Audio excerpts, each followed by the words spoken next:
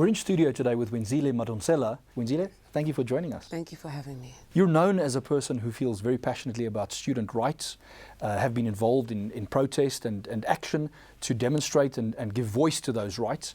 Yes. What is the state of the rights of students in South Africa at the moment? What are the major issues? I think the major issues currently are access to education. Yes, education in itself is a constitutional right and factually it's available. But we find ourselves in a place in South Africa where we have a 20% graduate rate throughout. And we need to look at why. If you go to various campuses, we have 26 public universities in South Africa. And all of those, you find the same patterns. Students' rights are being neglected by non-academic reasons. So access to transportation, access to food, access to internet, access to sanitary pads, access to mentorship programs or being reaffirmed, access to a healthy environment where they're able to have an academically conducive environment. You have students who are living in Secunda, there in Mpumalanga, where they're living next to mines and factories, which affects their health. They have no health care. That affects them. They're unable to go to school. They lose education time. And these aren't students who are stupid or incompetent. They all got a matric certificate, some under more harsh circumstances. They had that dream. They get to the university and no one tells them or no one provides the resources and the tools it takes to successfully finish your academic career. There seems to be a parallel in many respects between what we see in the union space around workers with what we're seeing with students, where very often, because we have these formations, like student formations or union formations, we hear the voice of workers, we hear the voice of students, when in reality, as you've said, there's this mass of other South Africans who are not represented by unions or by student formations, who haven't even possibly dreamt of going to a university. How do we have a conversation about justice in South Africa for all South Africans, and not a narrow group within society that happens to be organized or happens to be on a university campus for that matter? Oh, it's a collective responsibility, dual responsibility in terms of the state and the private sector. They have a responsibility to act positively in their own sectors. So where they see, an example I can give is during the recent Afrikaans Misval protests at the University of Pretoria. You had students being tear gassed and shot with rubber bullets. I was one of them. Students were running away from imminent danger with their hands in the air. Now, because they don't know, they're not protected, they have no knowledge of the law, they have no knowledge of their rights. That's an example where the private sector, your Adams and Adams, your Norton Roses, your Weber Wenziles, where are they when students need bail money or they need legal advice because they're trying to give a voice to the voiceless, but we become victims ourselves by trying to give a voice. We're being oppressed. Where it comes to the state to actually portray the real truth in South Africa, to stop keeping mum about issues, to stop trying to create this image of a utopia, whereas we're living in a fool's paradise. Students are suffering. Students are unable to dream anymore. One of the challenges, obviously we're having this conversation from the context of business in South Africa. One of the challenges often is that the business community and institutions very quickly become alienated from the debate, and there develops an us versus them or a polar debate, as opposed to this kind of collective discussion that you're talking about, where we recognize our mutual needs and work together to solve them.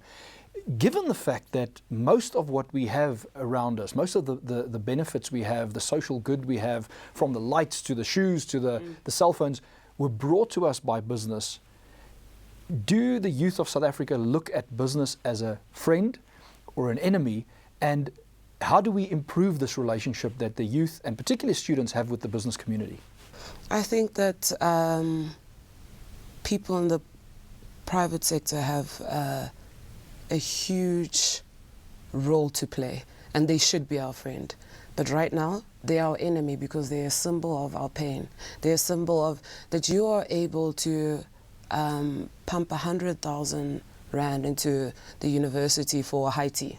I'm just giving that an example. It's a real example from a university in Gauteng. 100,000 for Haiti. That's part of their budget. So you become the enemy there. But what about that child who's sleeping on campus? What about that child who has nothing to eat? What about that child who's unable to study at night because they have no electricity?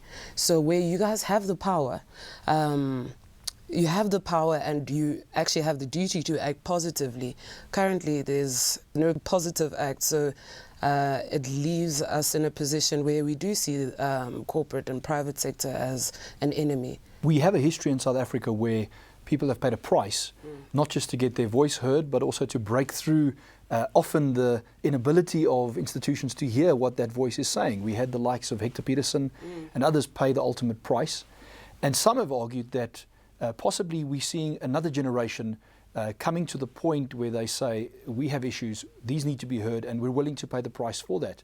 Are we again in 1976? Well, not in 1976, but maybe worse off, because 1976, there was a dream, there was a goal, there was a purpose, there was some form of voice, unification. Even if it was only amongst blacks, there was a uniformed outcry. Currently, the problem that we face, why I believe that we're heading towards that direction, is because we've become a nation that doesn't know how to dream anymore. As a youth, because there's nothing to dream for. Your reality is poverty. You accept it and there's nothing else to work for. So I don't even see 1976. I see the French Revolution. I see the state along with the private sector as the bourgeoisie, and I see students and the youth as the working class, where you give them a little bit of something to keep them a little bit satisfied, but you never empower them. You never empower them to be able to dream, empower them, give them practical resources or practical skills to be able to harness these dreams, which leaves them angry, which leaves them displaced, which leaves them feeling marginalized. There's an example of one of the students who we were dealing with at the University of Pretoria. We were dealing with students who were squatting on campus. Now, the security guards said that, no, they've seen this over a couple of years. And one of the students, actually, who once had a dream, once had hopes, is now a Nyaupe boy in Hatfield on Burnett Street.